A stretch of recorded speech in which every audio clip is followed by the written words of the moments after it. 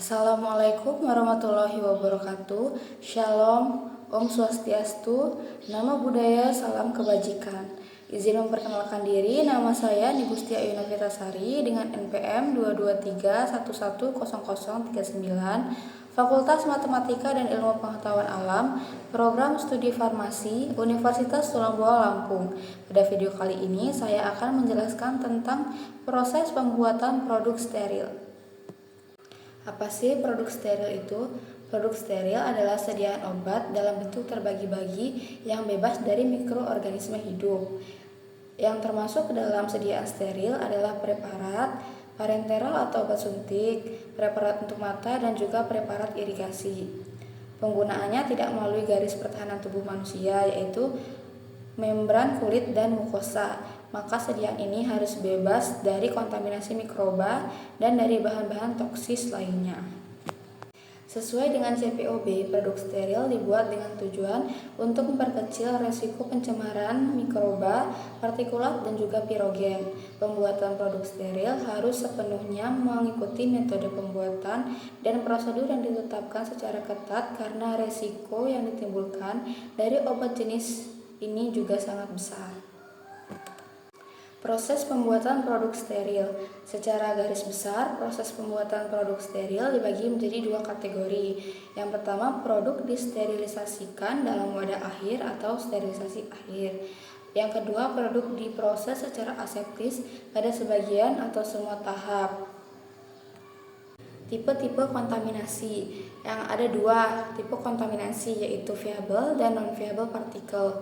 Partikel-partikel debu, serat, atau material lainnya tersuspensi di udara dan dapat menyebabkan terjadinya kontaminasi produk.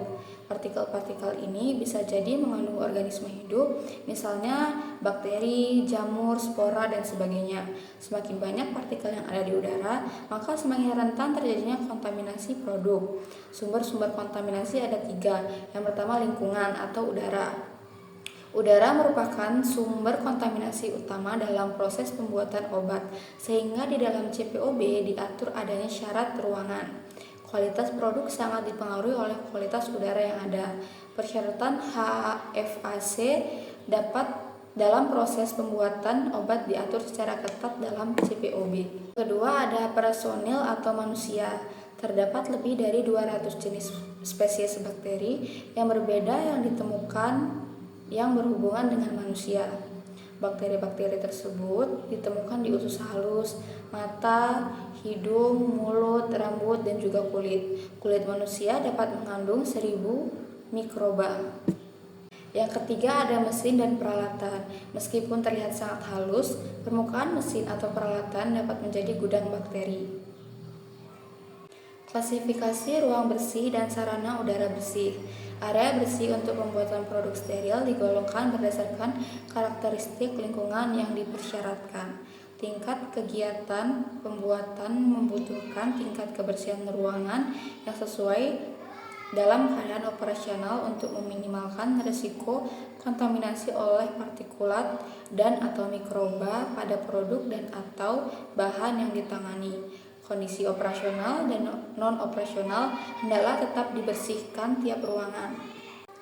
Keadaan non-operasional adalah kondisi di mana fasilitas telah terpasang dan beroperasi, lengkap dengan peralatan produksi, tetapi tidak ada personil. Sedangkan kondisi operasional adalah kondisi di mana fasilitas dalam keadaan berjalan sesuai modus pengoperasian yang ditetapkan dengan sejumlah tertentu personil yang sedang bekerja. Pada pembuatan produk steril dibedakan menjadi 4 kelas kebersihan. Yang pertama, kelas A, zona untuk kegiatan yang berisiko tinggi, misal zona pengisian, wadah tutup karet, ampul dan vial terbuka, penyambungan secara aseptis. Umumnya kondisi ini dicapai dengan memasang unit aliran udara Laminair di tempat kerja. Sistem udara Laminair hendaklah mengalirkan udara dengan kecepatan merata kisar 0,36 sampai 0,54 meter per detik pada posisi kerja dalam ruang bersih terbuka. Keadaan Laminair selalu terjaga hendaklah dibuktikan dan divalidasi. Aliran udara searah berkecepatan lebih rendah dapat digunakan pada isolator tertutup dan kotak bersarung tangan. Yang kedua ada kelas B. Untuk pembuatan dan pengisian secara aseptis, kelas ini adalah lingkungan latar belakang untuk zona kelas A. Dan yang terakhir ada kelas C dan juga kelas D. Area bersih untuk melakukan tahap proses pembuatan yang mengandung resiko lebih rendah. Prinsip desain, semua bangunan dan fasilitas hendaklah sedapat mungkin didesain untuk mencegah personil yang melakukan pengawasan atau pengendalian masuk bila tidak diperlukan. Area kelas A atau B hendaklah didesain sehingga semua kegiatan dapat diamati dari luar. Konstruksi bangunan. Standar konstruksi bangunan untuk suatu ruang bersih atau clean room lebih tinggi dari bangunan lain. Bahan konstruksi yang digunakan berbeda dengan yang digunakan untuk ruangan lain. Antara lain, ruang bersih dibangun dengan struktur kedap suara. Permukaan ruangan bagian dalam harus licin, mudah dibersihkan dan disanitasi. Di dalam ruang bersih atau clean room, semua permukaan bangunan yang terpapar ke lingkungan hendaklah tahan atau kedap air, tidak retak atau berpori, tidak melepas serat dan tidak mengakumulasi partikel, debu dan juga mikroba. Tidak terdapat celah-celah yang sulit dibersihkan, peralatan yang tidak diperlukan, lemari, perabotan berlaci, rak, window, sledge, hindari pintu dorong dan plafon semu dilapisi dengan rapat. Klasifikasi ruang bersih dan sarana udara bersih. Ruang bersih dan sarana udara bersih dinyatakan terkualifikasi setelah didapat hasil yang stabil dan memenuhi persyaratan selama 5 hari berturut-turut pada kondisi non-operasional. Untuk tujuan klasifikasi, hendaklah dipakai alat perhitungan partikel portable dengan selang pendek untuk pengambilan sampel karena akan terjadi presipitasi yang tinggi dari partikel kurang dari 5,0. Apabila penggunaan sistem pengambilan sampel dari jarak jauh yang menggunakan selang panjang, ada sistem aliran udara unidireksional, hendaklah digunakan sampel head isokinetis. Airflow test. Airflow test digunakan untuk mengukur kecepatan dan keseragaman aliran udara atau tingkat dan jumlah pasokan udara. Pengukuran distribusi kecepatan aliran udara ini diperlukan dalam ruang alir udara searah dan jumlah pasokan udara untuk non-LAF. Laju atau kecepatan aliran udara pasokan volume udara yang disuplai ke instansi bersih per unit waktu juga dapat menentukan untuk air chain. Laju kecepatan aliran udara diukur di filler filter akhir atau di aliran pasokan udara. Kedua metode ini mengandalkan pengukuran kecepatan udara dan melewati area yang diketahui. Pemantauan ruang bersih dan sarana udara bersih. Ruang bersih dan sarana udara bersih harus dipantau secara rutin pada kegiatan yang berlangsung. Penentuan lokasi pengambilan sampel berdasarkan studi analisis risiko yang dilakukan oleh formal dan dari biodata yang diperoleh selama penentuan klasifikasi ruangan dan atau sarana udara bersih.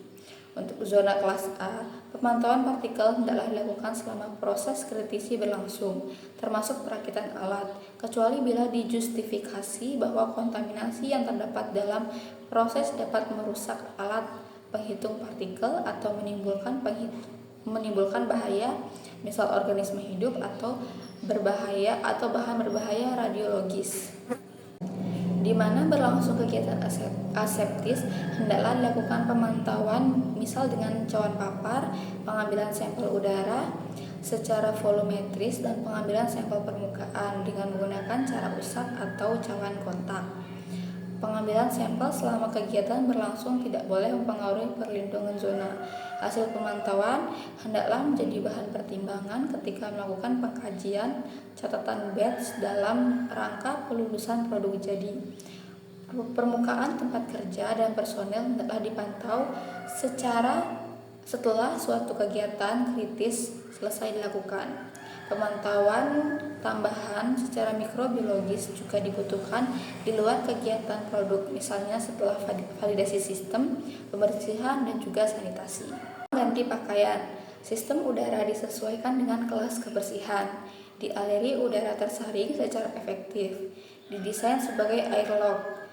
Ruang terpisah untuk jalur masuk dan ruang keluar untuk ruang bersih. Tersedia fasilitas pembersihan dan juga sanitasi tangan. Personil. Hanya personil dalam jumlah terbatas yang diperlukan boleh berada di area bersih. Hal ini penting khususnya pada proses aseptik. Inspeksi dan pengawasan dilaksanakan sedapat mungkin dari luar area bersih. Personil yang bekerja di area bersih dan steril dipilih secara seksama untuk memastikan bahwa mereka dapat diandalkan untuk bekerja dengan penuh disiplin dan tidak mengidap suatu penyakit atau dalam kondisi kesehatan yang dapat menimbulkan bahaya pencemaran mikrobiologis terhadap produk. Standar higienis perorangan atau kebersihan yang tinggi adalah esensial.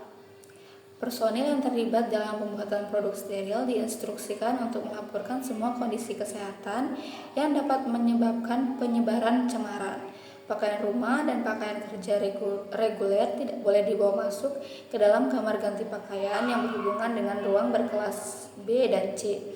Untuk tiap personil yang bekerja di kelas A atau B, pakaian kerja disterilkan dan disanitasi dengan memadai. Harus disediakan untuk tiap sesi kerja. Sarung tangan secara rutin disinfeksi selama bekerja. Masker dan sarung tangan hendaklah diganti paling sedikit pada setiap sesi kerja. Personel yang memasuki area bersih atau area steril harus mengganti dengan menggunakan pakaian khusus dan juga mencakup penutup kepala dan kaki. Pakaian ini tidak boleh melepas serat atau bahan partikulat dan hendaklah mampu menahan partikel yang dilepaskan oleh tubuh. Demikian sedikit penjelasan yang dapat saya sampaikan. Jika ada salah kata, saya mohon maaf. Sekian dan terima kasih.